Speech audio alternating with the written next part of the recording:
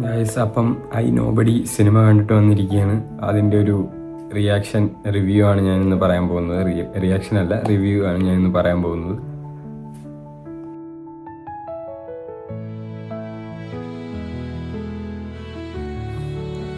Hello guys, welcome back to my YouTube channel. അപ്പോൾ ഇന്ന് ഞാനൊരു റിവ്യൂ ആയിട്ടാണ് വന്നിരിക്കുന്നത്. ഒരു മൂവി ഇന്ന് റിലീസ് ഉണ്ടായിരുന്നു, ഐ നോബഡി. അത് കണ്ടിട്ട് വന്നിരിക്കുക. അപ്പോൾ അതിൻ്റെ ഒരു റിയാക്ഷൻ വീഡിയോ ആണ്, റിവ്യൂ ആണ് ഞാനിന്ന് പറയാൻ പോകുന്നത്. എല്ലാം നമുക്കൊന്ന് വിശദീകരിച്ച് നോക്കാം. എങ്ങനെ ഉണ്ടായിരുന്ന പടം, കാര്യങ്ങളെല്ലാം ഞാൻ ഈ വീഡിയോയിലൂടെ നിങ്ങളോട് ഷെയർ ചെയ്യും. അപ്പോൾ നമുക്ക് ഓരോന്നായിട്ട് പോവാം. എന്തായാലും ആദ്യം നമുക്ക് ഇത് പടം എന്ന് പറയുന്നത് ആരൊക്കെ അഭിനയിച്ചെന്ന് വെച്ചാൽ പൃഥ്വിരാജ്, പാർവതി തിരുവോത്ത്, പിന്നെ നമ്മൾ അശോകനുണ്ട്, പിന്നെ വിജയരാഘവനുണ്ട്, അങ്ങനെ കുറേ ആൾക്കാരുകളുണ്ട്, ഹക്കീമുണ്ട്, അങ്ങനെ കുറേ ആൾക്കാരുകളുണ്ട്. ഇവരാണ് അഭിനയിച്ചത്. പിന്നെ ഡയറക്റ്റഡ് ബൈ നിഷാം ബഷീറാണ്. നിങ്ങൾക്ക് എല്ലാവർക്കും അറിയായിരിക്കും. റോഷാക്ക് കെട്ടിയോളാണ് ഇതിൻ്റെ മാലാക, അതിൻ്റെയൊക്കെ ഡയറക്ടറാണ്. അടിപൊളി ഡയറക്ടറാണ്. പിന്നെ മ്യൂസിക് ജേക്സ് ബിജോയാണ്. അത് പിന്നെ അറിയാമല്ലോ, കത്തിക്കും ലോകേരെല്ലാം ആളാണ്. എന്തായാലും സിനിമ എങ്ങനെയുണ്ടെന്ന് ചോദിച്ചാൽ, സിനിമ ഒരു ആവറേജ് എന്ന് വേണമെങ്കിൽ പറയാം. ആവറേജ് അല്ലെങ്കിൽ അപ്പോൾ ആവറേജ് അത്ര ഇല്ല, അങ്ങനെ അതിൻ്റെയൊക്കെ ഇടയിൽ നിൽക്കുന്ന ഒരു പടം മികച്ച പടം തന്നെയാണ്, ഒന്നും പറയാനൊന്നുമില്ല. നല്ല രീതിയിലുള്ള മേക്കിങ്ങും കാര്യങ്ങളും എങ്ങനെയാണോ നിസാം ബഷീർ അതിൻ്റെ അതേ സ്റ്റൈലിൽ തന്നെയാണ് പിടിച്ചു പോയിരിക്കുന്നത്. അതിലൊന്നും കുറ്റമൊന്നും പറയാനും കാര്യങ്ങളൊന്നുമില്ല. പക്ഷേ അവിടെ എടുത്ത് പറയേണ്ട ഫസ്റ്റ് ഹാഫ് ഒരു രക്ഷയില്ല. ഹേസ്റ്റ് പരിപാടി പിടിച്ച് ആണ് പോയിരിക്കുന്നത്. ഫസ്റ്റ് ഹാഫ് എന്നൊക്കെ പറഞ്ഞാൽ പൃഥ്വിരാജ് ആയാലും എല്ലാവരും കത്തിക്കുന്നുണ്ട്. ഒരു രക്ഷയില്ലാത്ത അഭിനയവും. ഫസ്റ്റ് ഹാഫ് നോക്കണമെങ്കിൽ 10ൽ 10 തന്നെ വിടുക നമ്മൾ, കാരണം അത്ര രീതിയിലാണ് ഹൈ കയറിയിരിക്കുന്നത്. അതിനുശേഷം എന്ത് പറ്റിയെന്ന് ഒരു പിടുത്തമില്ല. എന്തൊക്കെയോ പറ്റി, അതങ്ങ് പോവുക. ഫസ്റ്റ് ഹാഫ് തകർത്ത് നിർത്തിയിട്ട് പൃഥ്വിരാജ് നല്ല രീതിയിൽ അഭിനയിച്ചു. ഒരു രക്ഷയില്ലാത്ത അഭിനയം, ഒന്നും പറയാനൊന്നുമില്ല. അഭിനയത്തിനെ പറ്റിയാണെങ്കിലും തകർത്തിട്ടുണ്ട് ഹൈസ്റ്റ് രീതിയിൽ. പിന്നെ ഒരു സാധാരണ ഒരു മനുഷ്യൻ പോലെ എല്ലാത്തിലും ഒരു കാര്യം ചെയ്യുന്നുണ്ട്. ഐ നോബഡി, അത് നിങ്ങൾ മെയിനായിട്ട് മനസ്സിലാക്കി വെച്ചോ. ഇൻ്റർവെല്ലിലൊക്കെ കാണിക്കുന്ന ഒരു സാധനമുണ്ട്, അതൊക്കെ വിഷയ സാധനം, നല്ല രീതിയിൽ ഇഷ്ടമായി. ഒരു രക്ഷയില്ലാത്ത സാധനം, അത് എഴുതി കാണിക്കുന്നതായാലും ഐ എന്ന്, അതൊക്കെ നിങ്ങൾ അവിടെ പോയി തിയേറ്ററിൽ തന്നെ കണ്ട് എക്സ്പീരിയൻസ് ചെയ്തോ. അതൊക്കെ അടിപൊളി ഒരു സാധനമാണ്, ഒന്നും പറയാനൊന്നുമില്ല അതിലൊക്കെ. അതൊക്കെ ഒരു വെറൈറ്റി, ഒരു ഡിഫറെൻറ്റ് അപ്രോച്ച് പിടിച്ചാണൊക്കെ. അത് അങ്ങനെയാണ്, അതേപോലെ തന്നെ പിടിച്ചിട്ടുണ്ട്. ഒരു രക്ഷയില്ലാത്ത പടം.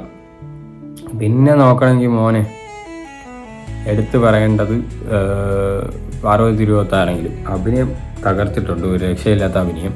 പിന്നെ അതിൽ അഭിനയിച്ച കുട്ടികൾ, അയ്യോ ഒരു രക്ഷയില്ല മോനെ. കുട്ടി എങ്ങനത്തെ അഭിനയമാണെന്ന് തോന്നുന്നു. ഇതെല്ലാം പെർഫെക്റ്റാണ്. കാസ്റ്റിംഗ് എല്ലാം ഒരു രക്ഷയില്ലാത്ത കാസ്റ്റിംഗ് ആണ്. പക്ഷേ സെക്കൻഡ് ഹാഫിന് ശേഷം എന്ത് പറ്റിയെന്ന് വെച്ചാൽ അത് ഒന്നും പറയാൻ പറ്റില്ല. സെക്കൻഡ് ഹാഫ് എങ്ങനെയൊക്കെയോ എടുത്ത് തപ്പി വെച്ചതുപോലെ തോന്നി. ഫസ്റ്റ് ഹാഫ് എങ്ങനെയാണോ കൊണ്ടുവച്ചത് അതൊരു പിന്നെ ഒരു ഫാമിലിയുടെ രീതിയിലായി. പിന്നെ ഇത് അങ്ങനെയായി, ഹൈസ് പരിപാടി മാറി ഒരു ഫാമിലി രീതിയിലൊക്കെ എത്തി. ജനങ്ങളെ കാര്യങ്ങൾ അതൊക്കെ എങ്ങനെ ഇതാക്കണമെന്ന് മനസ്സിലാവാത്ത പോലെയൊക്കെ തോന്നി. സ്ക്രിപ്റ്റിൻ്റെ ഒരു ചെറിയൊരു പ്രശ്നം പോലെ സെക്കൻഡ് ഹാഫ് തോന്നി. ഫസ്റ്റ് ഹാഫ് മികച്ചിരിക്കും, സെക്കൻഡ് ഹാഫ് പോരാ എന്ന് തന്നെ പറയാം. ആ ഒരു മേക്കിങ്ങിൻ്റെ രീതിയിൽ വന്നില്ല. പക്ഷെ മേക്കിംഗ് ഒക്കെ എല്ലാത്തിലും മികച്ച തന്നെയാണ് നിൽക്കുന്നത്. ഒരു ഡിഫറെൻറ്റ് സ്റ്റൈലാണ് സെക്കൻഡ് ഹാഫിൽ പിടിച്ചത്. ഫസ്റ്റ് ഹാഫ് വേറെ ആണെങ്കിൽ ഇത് സെക്കൻഡ് ഹാഫ് വേറെ. അത് പിന്നെ അങ്ങനത്തെ രീതിയിൽ പിടിച്ച് അതൊക്കെ അങ്ങോട്ട് എത്ര ആൾക്കാർക്ക് വർക്കാവുന്നൊന്നും അറിഞ്ഞുകൂടാ. അതിൻ്റെ ഇതനുസരിച്ചിരിക്കും പടം. ഫസ്റ്റ് ഹാഫ് തൂക്കിയിട്ടുണ്ട്, അതിനൊന്നും പറയാനൊന്നുമില്ല. പിന്നെ എടുത്തു പറയേണ്ടത് എന്ന് പറഞ്ഞാൽ മ്യൂസിക് നമുക്ക് പറയണമെങ്കിൽ ജേക്സ് ബിജോയ് ഇതിൽ പുള്ളിക്കാരനെ ചെയ്യാനായിട്ട് വലുതായിട്ടൊന്നും ഇല്ലെന്നാണ് തോന്നുന്നത്. ബിക്കോസ് പകുതിയും ഇപ്പം എവിടേക്കോ നല്ല മികച്ച രീതിയിൽ ചെയ്യുന്നുണ്ട്. പിന്നെ ഇടയ്ക്ക് അങ്ങ് പാളിപ്പോവും. അത് കാരണം അവിടെയൊക്കെ ഇതൊക്കെ വരുന്നോ എന്ന് നമ്മൾ ചിന്തിച്ചു പോകും. എന്ന് വെച്ചാൽ അവിടത്തേക്ക് ഇത് കൊടുക്കണോ എന്ന് ചിന്തിച്ചു പോകും. അപ്പം അങ്ങനെയൊക്കെ ആകുമ്പോൾ നമുക്കൊരു ഒരുമാതിരി പോലെ ഫീലാവും. പക്ഷെ വേറെ വിഷയമൊന്നുമില്ല, തകർത്ത് തന്നെയാണ് ചെയ്തിരിക്കുന്നത്. ബാക്കിയെല്ലാം നോക്കണമെങ്കിൽ പൊളിയാണ്. പിന്നെ എടുത്തു പറയേണ്ട അശോകനാണ്. അവൻ്റെ മോനെ അഭിനയം എന്ന് പറഞ്ഞാൽ സൂപ്പർ അഭിനയം, രക്ഷയില്ല റോള്. പിന്നെ ഹക്കീമാണെങ്കിലും ഫുള്ളുണ്ട് സിനിമയിൽ, റോള് കൊടുത്തിട്ടുണ്ട്. അതും നല്ല രീതിയിൽ തകർത്ത് തന്നെ ചെയ്തിട്ടുണ്ട്. അതുകൊണ്ട് ഒന്നും പറയാനില്ല, അവരെയൊക്കെ ഒന്നും പറയാനില്ല. ബാക്കി ഇനിയിപ്പോൾ എന്താണെന്ന് ഒക്കെ നോക്കണം, എന്നാലേ നിങ്ങളെന്നെ കണ്ടു നോക്കിയിട്ട് അഭിപ്രായങ്ങളൊക്കെ പറയും. ബാക്കി ഇതൊക്കെ തന്നെയാണ് മെയിനായിട്ട് ഇതിൽ പറയാനുള്ളത്.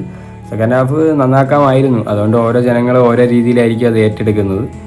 അതുകൊണ്ട് അങ്ങനെയാണ് ഈ പടം എനിക്ക് ഫീലായത്. അതുകൊണ്ട് ബാക്കിയൊക്കെ നിങ്ങൾ കണ്ടിട്ടൊക്കെ അഭിപ്രായം പറയും. ഒരു ആവറേജ് എനിക്കൊരു ഇപ്പം എങ്ങനെ പറയാനെന്ന് വെച്ചാൽ ഫസ്റ്റ് ഹാഫ് ആണ് എനിക്ക് നല്ല രീതിയിൽ ഇഷ്ടമായി. സെക്കൻഡ് ഹാഫ് കണ്ടുകൊണ്ടിരിക്കാം, അങ്ങനെ തിരക്കാടൊന്നുമില്ല. പക്ഷെ ആ ഒരു രീതിയിൽ കാണിച്ചു വെച്ചിട്ട് പിന്നെ ഇങ്ങനെ ആയതുകൊണ്ട് ഒരു പ്രശ്നം പോലെ തോന്നി, അല്ലാതെ വേറെ പ്രശ്നമൊന്നുമില്ല. ബാക്കിയൊക്കെ ഓരോരുത്തരൊക്കെ കണ്ടിട്ട് അവരവരെ പേഴ്സണൽ അഭിപ്രായങ്ങളൊക്കെ കമൻറ്റിലൂടെ പറഞ്ഞാൽ മതി, നിങ്ങൾക്ക് ഇഷ്ടപ്പെട്ടോ ഇല്ലയോ. പിന്നെ ഫൈറ്റ് മെയിനാണെന്നാണ് എല്ലാവരും പറഞ്ഞത്. ഫൈറ്റ് നാച്ചുറലായിട്ട് നമുക്ക് തോന്നും. ഒരു വീഴ്ചയൊക്കെ ഉണ്ട് പൃഥ്വിരാജിൻ്റെ മുകളിൽ നിന്നൊക്കെ വീഴുന്നത്, അതൊക്കെ എന്ത് നാച്ചുറൽ, നമുക്ക് ശരിക്കും വീഴണ പോലെ ഫീൽ ആവും. അതൊക്കെ ഉണ്ടായിരുന്നു, അതൊക്കെ പക്കയായിരുന്നു. പിന്നെ ഫൈറ്റൊക്കെ നല്ലൊരു നാടൻ ഫൈറ്റ് പോലെയൊക്കെ അപ്പ ഇടിക്കുന്നത് അതൊക്കെ നല്ല രസമുണ്ട്. ഫൈറ്റൊക്കെ എടുത്ത് വെച്ചിരിക്കണൊക്കെ പൊളിയാണ്. ഫൈറ്റൊക്കെ എനിക്ക് ഇഷ്ടമായി.